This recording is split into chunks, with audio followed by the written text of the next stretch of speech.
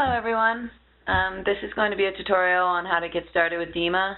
So we'll give you a good introduction of the database we use to collect field data for AIM. So we'll look at the overview for the uses and advantages of DIMA.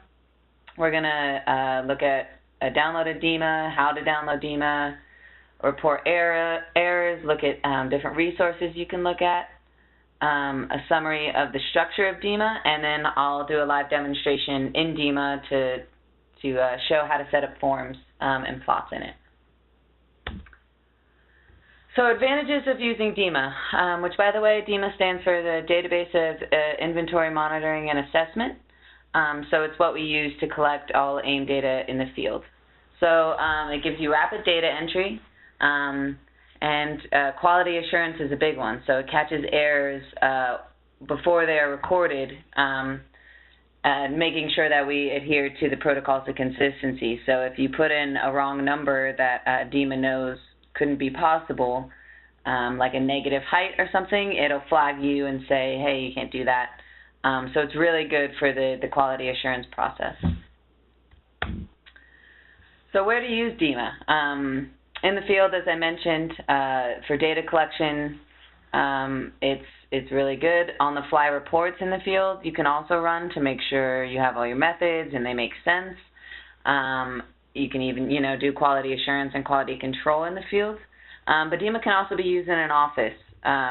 Basically, it's just a Microsoft Access database, so as long as you have access to Microsoft programs, it can be on a desktop as well. Which makes things really fast for data entry. Let's say your tablet dies in the field and you need to do paper data sheets while you're in the field. You can go ahead and plug back the data in the office and make it a lot quicker for yourself. In the office, you can also do QC with the data and data summaries to report back to project leads or whomever wants to know how the field season's going. So, DIMA downloading. I have the web address up at the top of the screen, but basically this website is going to be where you want to go for all things DIMA. So this is where you can do the DIMA download of the newest version of DIMA. This screenshot says 5.0 is the newest version. I believe we're on 5.3 now, and that'll keep going. So, yep, it's pretty simple. You can go ahead and click the new database version, the most recent one, and it'll go ahead and download to your computer or your tablet in a zip file, and then you go ahead and unzip the file and open the database. So, this is kind of the overall structure of DIMA. So you have sites which are seen in blue and green here, and that would look something like, Wyoming Big Sagebrush would be a site, or Big Warm Dry is a site, or it can even be, an intensification site or an allotment. And then within those sites, you have plots. These site and plot names are going to be given in the plot tracking spreadsheet that every crew receives, and we want to stick to that naming convention. So let's say for a Big Warm Dry site, a plot name might be Big WD 001, standing for Big Warm Dry 001. So we want to make sure that the umbrella of that plots fall under the umbrella of sites, and then the transects or the lines that you're going to set up on the plots fall into the umbrella of plots. So in each plot, you have line 1, 2, and 3. With their corresponding azimuth. So here are some resources. The DIMA website, as I mentioned before, where you can do a DIMA download. LandscapeToolbox.org. You can download a monitoring manual, which many of you might have hard copies, but it's also nice to have a downloaded copy.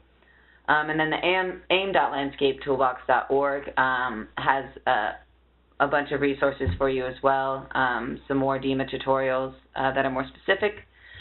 But the Hornada.msu.edu and the LandscapeToolbox.org is going to have a lot of DIMA frequently asked questions and forums and problem solving that you might see out in the field. Here's some context if you're having any issues with a DIMA. Definitely look at your other resources before you contact us. There's a lot of frequently asked questions, and you'll get answers much faster if you just, look at the resources shown on the screen before, then email one of us. But I don't even know if I introduced myself. I'm Megan Holton, so I'm at the bottom left-hand corner of the screen, and you can feel free to reach out to me if you have any questions. So, if you find any errors in DIMA and feedback, and the resources you've looked at don't mention these, what you're going to do is, I'll show you the website again, but you're basically going to put in, when you're writing the feedback, the version of DIMA that you're working with, explain what you did prior to the error. Screenshots are really great, and then go ahead and send it to one of those contacts on the screen, and we'll hopefully make updates for the next DIMA version. So, what are we going to cover in the DIMA? So, applying AIM settings and standards in the method form. So, basically, you have defaults for all your forms, how to add people and plants, which is huge, set up sites and plots, and show data entry for several methods. So, we'll look at Linepoint Intercept, Gap Intercept, Sociability, species richness, and sage-grouse habitat. Maybe not sage-grouse habitat because it's a supplemental method, but if you are working on sage-grouse habitat, feel free to reach out and we can review how to set that up in DIMA or talk to your project lead about it. Alrighty, so I'm going to move from the presentation real quick to look at the DIMA website. So this is what was featured on the little screenshot. This is the DIMA download page, so boom, I click this, it downloads there. But really important stuff is, over on this left-hand corner, DIMA forum is really good. So here's a bunch of questions and answers to common DIMA issues. So that's a big one. We also have DIMA frequently asked questions, which are, again, really helpful. There's many people who have had issues, and there's answers out there for you. And then DIMA feedback, which is kind of what we talked about, where if you have any issues, this is where to put it, and this is where to record it so that it gets dealt with, either that or one of the contacts listed on the PowerPoint. Okay, so let's open up a DIMA. Oh, wrong one. So I downloaded this DIMA and then I unzipped it. I'm going to go ahead and open it, and this is a fresh DIMA, so this is what you'll experience if you are if you're working with a brand new DIMA. So 32-bit is fine. Just press OK. This is big. They want you to set up a password. It's always 9999. That's so when the DIMA is passed from a field office to the national office, we know what the password is, so we don't have to go through any extra contacts. Okay, so this is the home screen of the DIMA database for inventory monitoring assessment. The first thing we'll go over is the support tables. So this is kind of where you want to get set up for everything, get everything in order. So as you can see, there's a bunch of things. I encourage exploration if you're just opening a DIMA for the first time. But over here we have people, states, counties, the species stuff, which is huge, rangeland health if you're doing any of those, if you're doing rangeland health methodology, and ecological sites. So I'll go ahead and start with people since it's on the left. So this is where you're going to add people, whether it's the people in the crew, but also the project lead, anybody who's going to be coming out and collecting data. It makes it much easier, as you'll see when you're in the forms, to have everybody filled out. Okay, None of that's necessary. This is where you can put the roles, so recorder, observer, data entry, and data error checking. Go ahead and close that out, and boom, I'm in there. So that's really nice. I'll add one more person for good measure.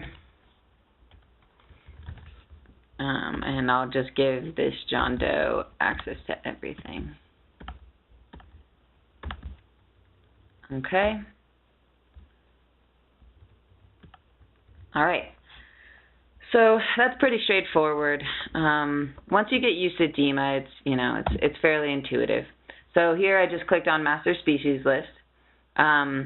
This is where you're going to have all of the species that could possibly be hit in your state or in your field office. So down at the bottom, mass import of species data. There's 3 ways to basically upload a species list. You can get a species list from plants.usda.gov, which then you can filter by state and all of that. But it doesn't come with all the info that you might want, and most likely the state that you're working with already has a species list. So I'm going to go ahead and show the mass import of plant species from Excel. So here we are. All I have to do is find, I have a downloaded copy of the California species list. So I'll go ahead and add that, wherever it is.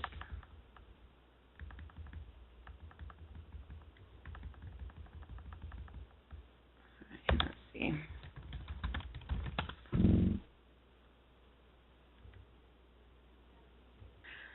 All right, so here is the California AIM species list that I got recently.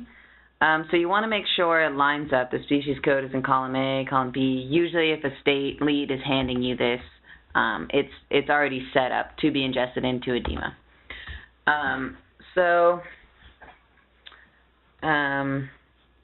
Here we go. You don't really have to do much. Just go ahead and press do import. And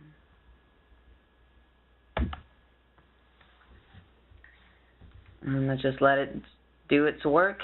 And if you have any questions about this, reach out to your project lead, reach out to your other state resources, because they've definitely gone through this before, and it makes things a lot easier at the end of season if you're importing species from an already existing species list, because there's just more things filled out than what USDA Plants gives you. Okay, so everything has been imported, and we're good now. So boom, now on this master species list, which was once blank, it has all of the species that I would possibly hit in California. So another thing to quickly show is maintain special species attributes. So this is where you can add stuff like duration if it's a annual or perennial, growth habit if it's a shrub or tree. Usually all this stuff needs to be done at the end of season by project leads, but I just wanted to mention invasive or not. But you have that capability here. So go ahead and close out of this and go to generic species descriptions. You can also access that from the master species list. So here we have a list of generic species. So AF1 would be the first annual forb that you come across that you can't identify. So it's really important to keep track. You never want to reuse a number. So if you hit AF01, you find out that it is, you find out what species it is. You can go ahead and mass update in all the plots that it was hit. So you don't, and then you would never want to use AF01 again, or it becomes very confusing. So once a species is labeled under an unknown code, you want to retire that unknown code. I hope that makes sense. So in here, if I double click AF01, I can say the date I found it, the plot I found it on, the genus I think it is, all of these notes, even photo numbers.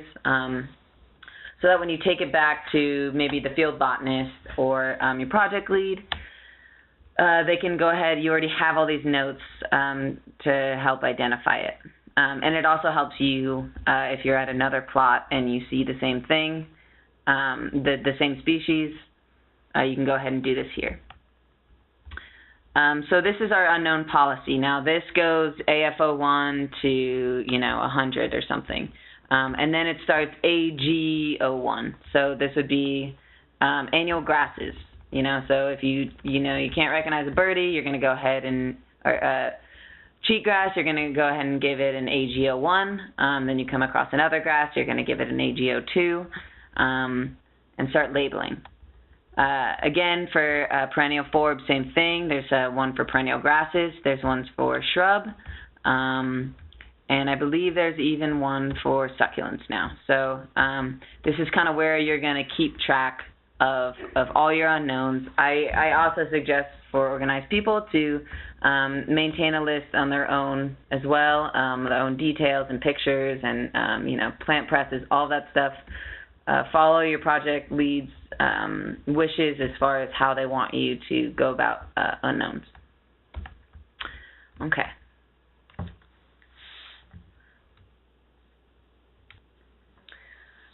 Okay, so that was a little bit about unknown species. Again, review with your project lead about in more detail. So I'm going to go close out of that.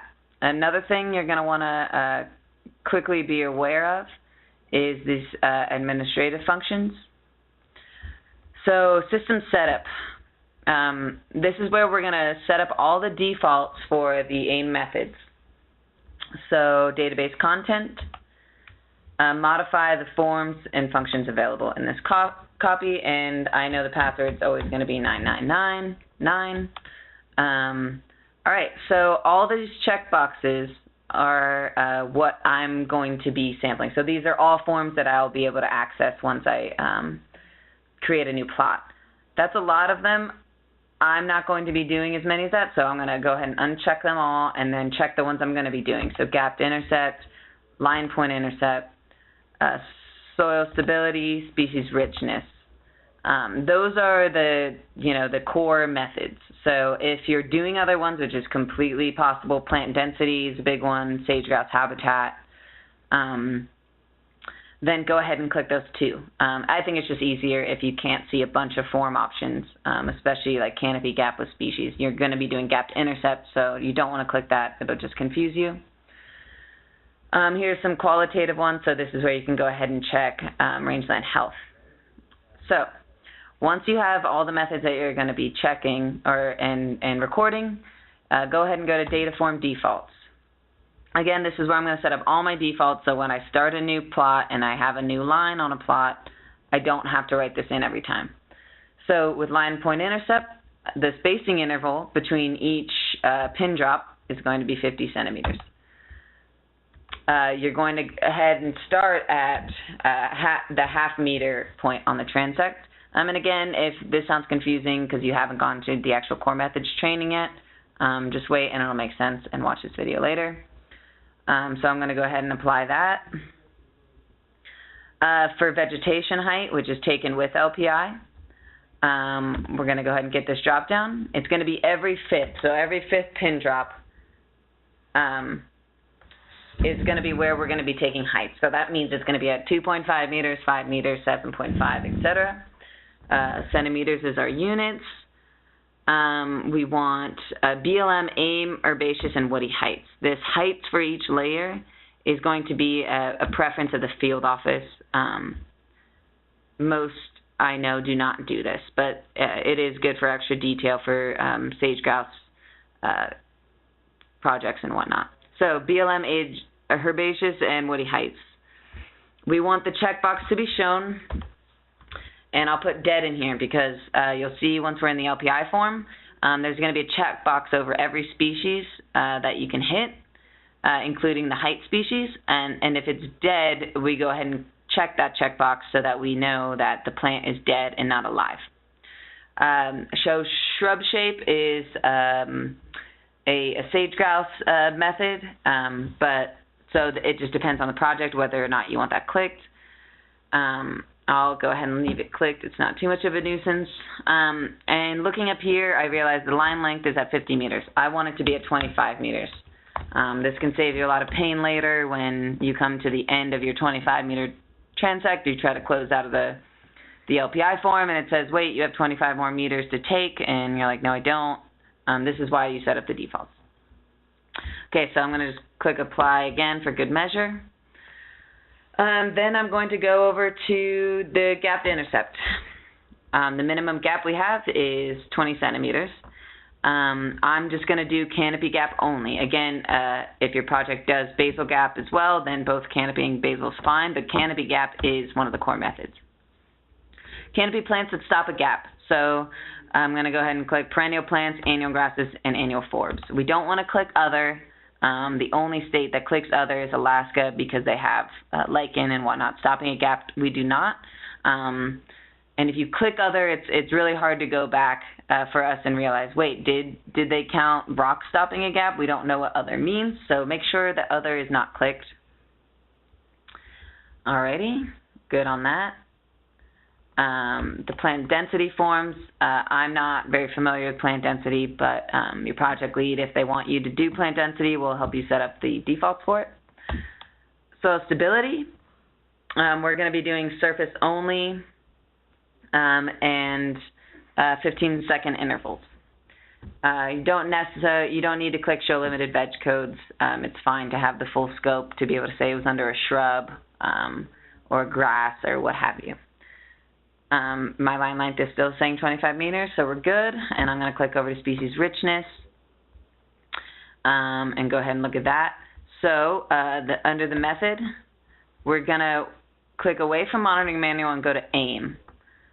This is really important because it kind of sets you up for success. Because aim, the species richness is within the circle that the plot creates, and that's kind of where you're doing your recording. So we want to make sure aim is the method, metric is good, and number of subplots is good. So we have all of our defaults set up. Okay. And I'll go ahead and close out.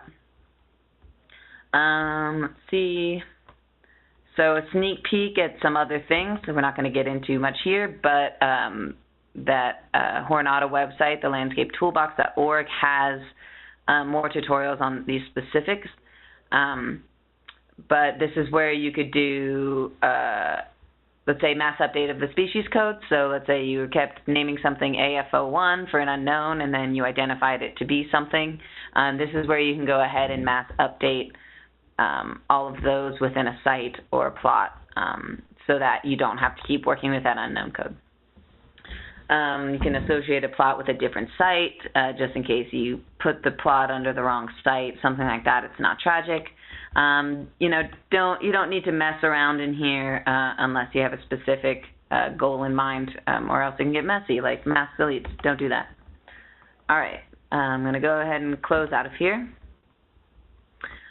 So we kind of got all the defaults and everything set up. So the first thing to do now is set up a new site. So the site ID is going to be gotten off the plot tracking spreadsheet. So usually this is by strata or allotment. I'm going to call this Wyoming Big Sagebrush.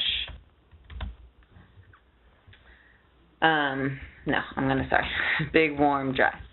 I'm more familiar with those.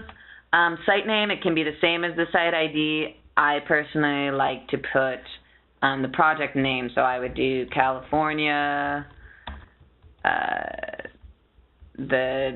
NorCal District Office 2018. But again, not a big deal. Mostly the site ID is what we're worried about. You can totally repeat it. Ownership, you're going to be doing all your monitoring on BLM land, so BLM ownership important. Contact name, this is where we have you see my name that I added to people is not on here because I was not listed as the land manager, but John Doe was. So this is usually where you're going to have your project lead be the contact name. All of this stuff can be set up later if you want, but mostly we just want this site description set up. So I'm going to go ahead and close out, and boom, we have our site set up. Now I'll highlight the site and say new plot to kind of keep that umbrella. So we want 3 transects on our lines. All right, we want 3 transects on our plots. So we got that. See, it's under the site. So I'm going to now say the plot ID I'm getting from the plot tracking spreadsheet is big WD001. Cool, plot established today. If you're working with revisit sites, you're going to want to go ahead and put the plot established on the original day. So if it's a revisit from 3 years ago, you're going to want to make sure that it says 2015 was, the date in 2015 it was established. Okay, so the state, you fill all this out. The reason there's no states popping up is because on that support tables I didn't write in the state that it should be. So make sure in that support tables you explore and fill out state and county and things like that.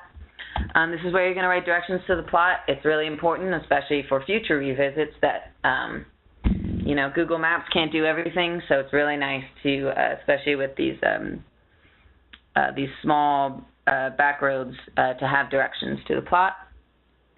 Average precip, ecological site, these things will all be filled out.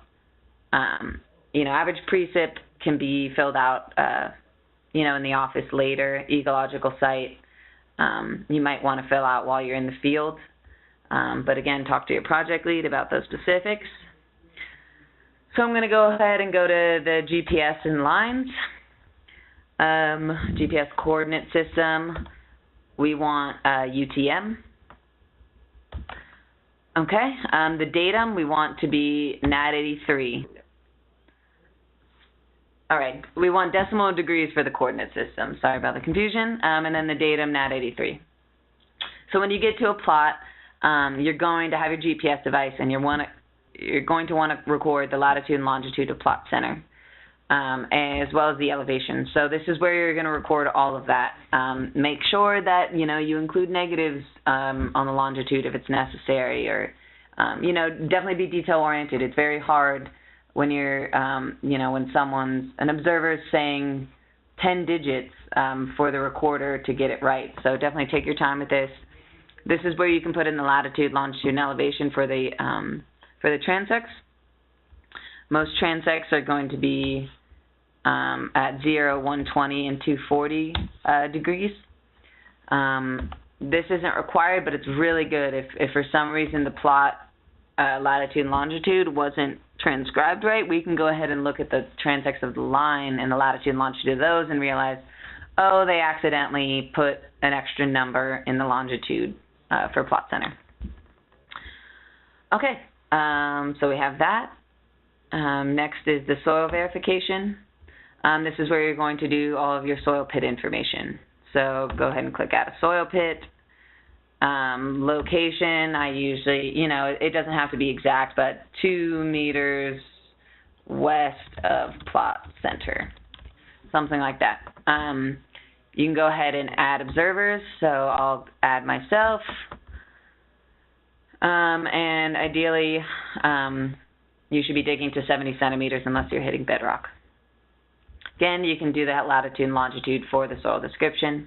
And then you have this tab over here under horizons, where you can add your different horizon depths. It looks a lot like the paper data sheet that you might have seen in training, but you would say, the upper level started at 1 centimeter and, whatever. This is where you fill out the horizons. So I will go ahead and get out of here.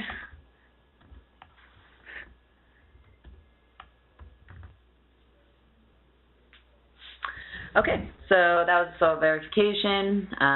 Another tab is the disturbances and management history. This is where you can see, if a lot of small rodents have been scurrying about. You can go ahead and click that.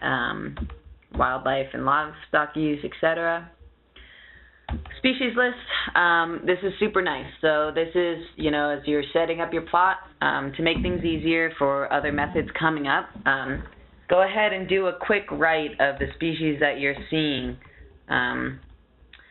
If you're not familiar with these USDA codes, you'll get familiar, but you can go ahead and add them as you see them. So, and it automatically types stuff for you. So cool, I'm going to add that, and then I can do that one. You want to make sure they're all caps.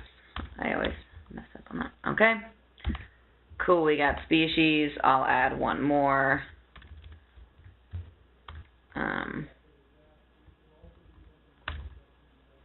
All right. And if you're on a similar plot, let's say you're on big WD002 now, you can go ahead and click on that plot if it's going to have a lot of the same similar plants. That makes things a little quicker for you, so you don't have to write it all down again. Notes, if anything's happening to you, go ahead and write it on the notes.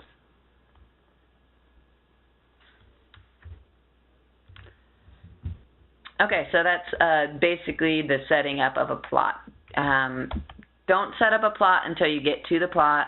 I know you want to be proactive, but if you end up rejecting the plot or something like that, it's all for naught. So, in order to see plots, you have to click on the sites. Just it's an easy thing to miss, so I have to click on that, and then I go to plot. Also, keep in mind that DIMA automatically saves things. So let's say you're out in the field and your battery all of a sudden dies during the middle of recording something. You don't have to freak out. DIMA has saved the work you've done up to the last, 0.5 meters where you dropped a LPI. Basically, just get out your paper data sheets and worry not. So, now that I have my plot set up, I'll go ahead and click Enter Edit Data. This is going to be where you're going to find all the method forms. So these are all the method forms that I clicked in the default setup, and that's why these are the only ones I see. So we'll go ahead and, I guess, start with gap intercept because that's what we got here. So I click gap intercept and then I say new. All of the defaults are already there for me because I set them up. Okay. And so here we go. So now we have, I can say this one's going to be line 1. The recorder will be me and the observer will be John Doe. This data entry would be if you record on paper data sheets and you're entering it in the office, you're going to want to go ahead and fill out who's actually entering it in. And this is where you can see the defaults again. So, data. So this is where, without trying to get into the methodology too much, I'll say gap starts at 2 centimeters, gap ends at 30. Okay. And you can tab or, find all those quick ways to do it. Now I'll say gap starts at 25 centimeters and ends at, it won't let me because my gap has to start after 30 centimeters since my last gap ended there. So I can't do that. I'm going to go back now and say gap starts at 34 centimeters and goes to 65. Great, cool, and it calculates it right there for you. Now let's say a gap goes from 70 to, 85. Okay, the gap is below the minimum. We set before that the gap minimum is going to be 20 centimeters. So therefore, just the advantage of DIMA, it'll flag you and say you can't say that. That's not an actual gap that we count. So I'll go back and say, okay, that wasn't a gap. That wasn't a gap. All right, new gap starts 101 to 257. All right. So it's calculating all that for you. I'm not going to do a whole line, but basically you can go ahead and do that. If you're on a very lush landscape and there is no gaps, it's all perennial grasses blowing in the wind, you can go ahead and click no canopy gaps. Make sure to do this, because if you just leave it blank, we don't know if you just forgot to do the method or not. And we have to assume that you just forgot to do the method and not, because there was no gap. Okay, a quick QC check for you. You can go over to your computations and notes. And this is where you'll be able to see recalc.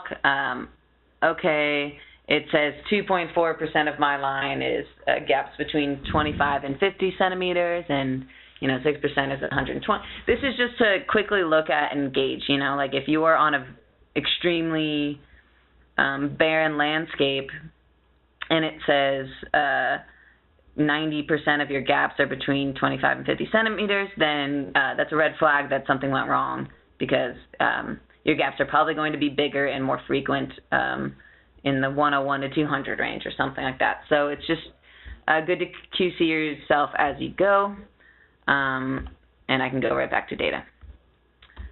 All right.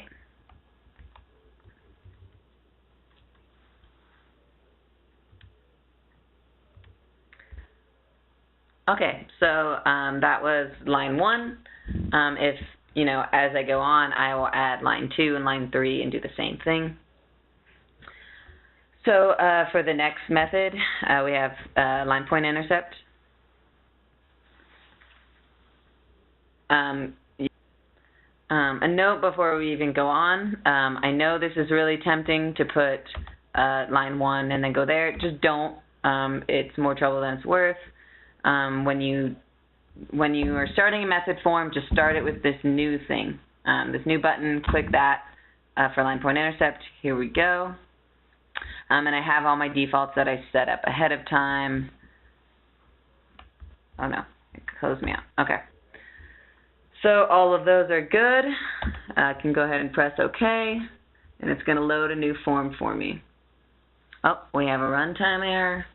Let me go ahead and press end on that. Okay. So again, I'm going to be up here. I'm going to press line 1. The direction, line 1 is always 0 degrees, but if it's line 2, go ahead and put 120 and, etc. These defaults are locked in, so you can't change them, which is for the best. Then you're going to fill in the recorder and observer. I'm going to put myself as a recorder, and John Doe as observer. So this is one way to start filling out stuff, but you're going to have a lot easier time if you go to this quick data entry area over here on the right. So quick data entry. Okay, so here I'm starting at half meter. My height is every 5th, so I know I'm good to go. So I didn't end up, I guess, officially adding any of the plot species lists. So let me do that. So, okay, here is my plot species.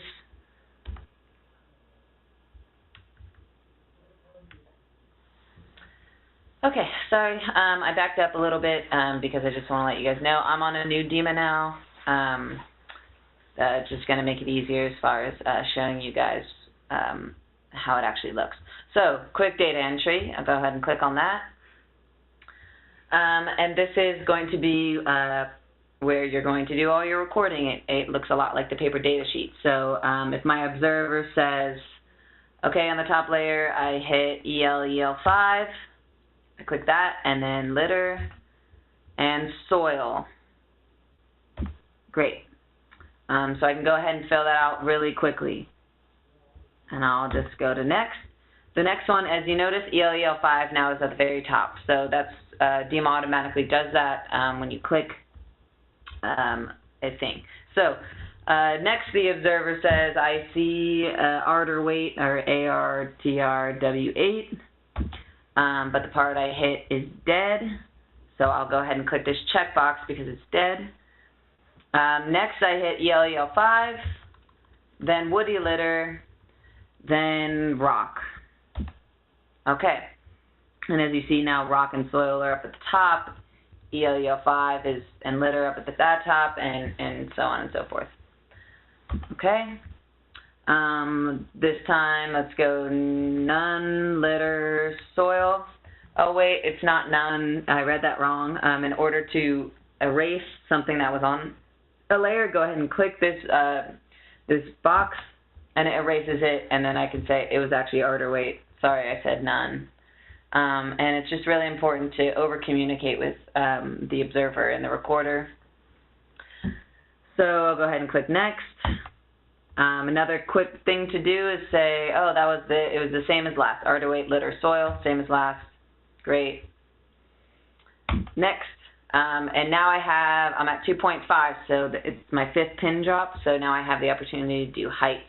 On this DIMA that I switched to, I left these lower code heights. Again, you probably, unless your project lead wants you to do them, you're just going to be focusing on what's on the right hand here, which is woody and herbaceous heights. So for this top layer, I got order weight, posy, litter, and soil. Okay, and now I'm going to take my heights according to the AIM vegetation height method. It's likely that the woody height you're going to record is going to be order weight again, because it's sagebrush. So it's woody. Again, if it's dead, you can click it or check it. But this is where I'll put my height in. So the observer measured this sagebrush to be 35 centimeters. Make sure that you're not putting decimals in here. I know you want to be exact and put 35.8, but it doesn't really work when it goes up to our national database. For some reason, it's read as 358. So just round to the nearest whole number. All right, and for herbaceous, it's probably going to be posy. Because you hit it posy on your pin drop. Now let's say it wasn't posy and you didn't actually hit posy on the lower code and you just hit litter. If there's no herbaceous to record, then go ahead and put none and 0. This is so we know that you didn't forget to take the vegetation height. It was more that it just wasn't there. So we need to know those specifics so we can understand the data better. If you leave it blank, we have to figure that you just forgot to take it. Okay, so we have that all in line. And again, if you don't like the species codes moving to the top of the list, you can uncheck it. So next, they want all this height. I'm going to just put one in for greater purposes. Let's say it's the same order weight as that one, so 35. But again, you probably won't be doing that part of the method, just this right half. Okay, and then we're back to the regular thing and what have you. If I forgot to put anything in herbaceous, it will tell me that I forgot, ideally. So that's the quick look at LPI forms. It has a lot of QA steps for you. So if you were to put none, posy, soil, it's probably not going to like that because you can't have none above an actual plant code. So it needs to go posy, then soil, if there's no litter involved. So I'll go ahead and erase those and put posy, soil. So a lot of QA steps like that you'll come to see. Another one is if you're hitting a basal hit, if you're hitting a root mat or the base of a plant, you can go ahead and put that under the soil surface, but you will not be able to. DIMA won't allow you to do it if posy or if the vegetation code isn't seen on the other layers. So it's not going to like that my surface code is not present other places. It has to be hit on another layer, if that makes sense. And then I'll go ahead and click next and so on. So I'm going to go ahead and close out of this and